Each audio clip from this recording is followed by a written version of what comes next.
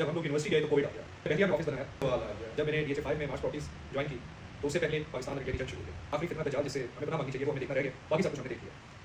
बहरिया का interest completely shift हो चुका है दुबई में। बहरिया के जो एक स्पेस था, जो एक बूम था, वो अब आपको अनकरीब दिखाई नहीं देगा। ये जो खान बार नहीं होता। अस्सलाम वालेकुम जी, this is Kashif Niaz from March Properties. इस वक्त आपको एक कहानी सुनाते हैं अपनी। हम लोग जब स्कूल में थे तब जल्जला आ गया, उसके बाद सैलाब आए, उसके बाद जब हम लोग कॉलेज में गए तो terrorism in Pakistan was on its peak. Allah का शुक्र है कि अब नहीं गा।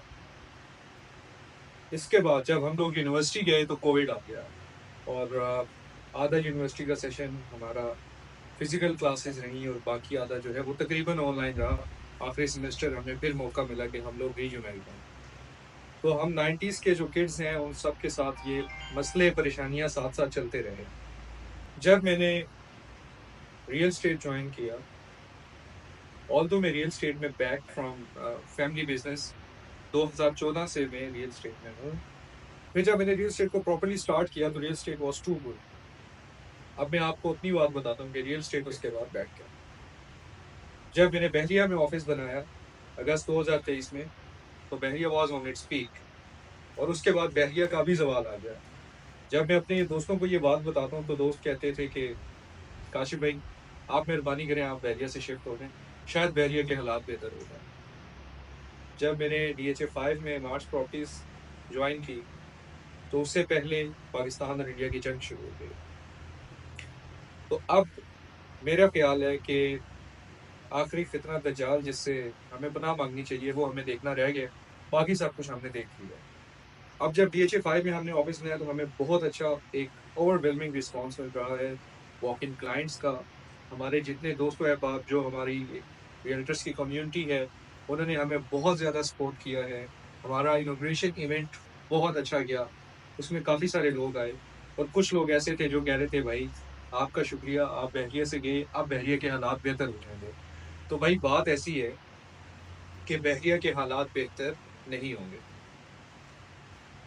बहरिया का इंटरेस्ट कम्प्लीटली शिफ्ट हो चुका है दुबई में। बहरिया के जितने प्रोजेक्ट्स थे वो डेवलप हो चुके हैं, डिलीवर हो चुके हैं। अब जो रूटीन के मामलात हैं बहरिया के वो चलेंगे, लेकिन जो एक स्पेस था, जो एक बूम था, वो अब आपको अनकरीब दिखाई नहीं देगा अनटिल अनलेस कोई बहुत बड़ी सेटलमेंट हो जिसमें बहरिया के लिए बहुत सारी चीज़ें इंक्लूड हो जाए।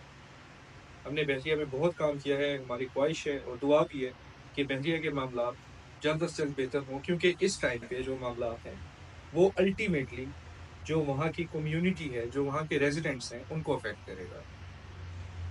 अब मैं बात करता हूँ अपने तमाम रियल्टर्स की, तमाम इन्वेस्टर्स की, उनका फोकस दिलाना चाहता हूँ DHA की तरफ। अगर आप DHA 5, DHA 6, DHA 7, even DHA 2 भी अगर आप देखें जो आपको प्राइसेस ज़्यादा लगती हैं, अगर आप कंपेयर करें इसको DHA कराची से या DHA लाहौर से, तो ये prices almost less than 50% of DHA Lahore या DHA कराची है।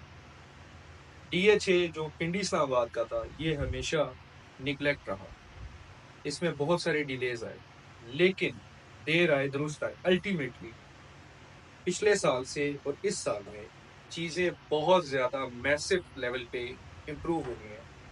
डेवलपमेंट का काम बहुत ज़्यादा इम्प्रूव हुआ है, लैंड क्लियरेंस का काम बहुत ज़्यादा इम्प्रूव हुआ। DHA 5 में हमने आपको बेशतर वीडियोस में बताया कि DHA 5 में DHA का नया हेड ऑफिस बन गया और आपके पास यही 6-8 महीने हैं। जब तक ये हेड ऑफिस फंक्शनल नहीं होता तब तक आपके पास टाइम है कि आप इन्वेस्ट करें और उस टाइम पे चीज़ को डिस्पोज ऑफ करके एक हैंडसम आप रिटर्न ऑन इन्वेस्टमेंट हासिल करें। DHA 5 के ऊपर हम आपको बता चुके हैं, DHA 5 की वीडियो में आपको बता चुके हैं कि इसकी एक्सेसिबिलिटी क्या है। DHA 6 की बात करें तो DHA 5 के खत्म होते ही DHA 6 शुरू हो जाता है और DHA 6 के खत्म होते ही DHA 7 शुरू हो जाता है। अब अगर आप कंपेयर करें DHA 6 की प्राइसेस को DHA 5 से, तो लेस देन 50% है।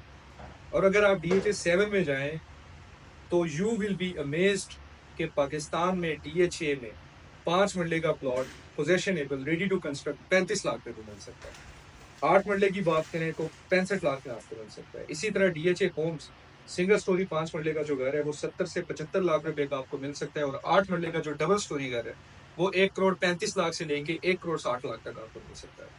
अभी ये प्राइसेस बहुत लुक्रेटिव हैं, बहुत इंटरेस्टिंग प्राइसेस हैं। अब अगर बात करें DHA-7 के फ्यूचर की, तो DHA-7 के 2 गेट्स कलर सेटा रोड पे है। इसके साथ DHA-7 कनेक्टेड है DHA-6 के साथ और DHA-5 के साथ वाया DHA एक्सप्रेस पे। इस टाइम पे अगर आपको DHA-5 से DHA-7 अगर आपको 20 मिनट्स लगते हैं, तो जब ये express way proper fully functional हो जाएगा तो तब आपको ऑलमोस्ट 10 मिनट लगेंगे।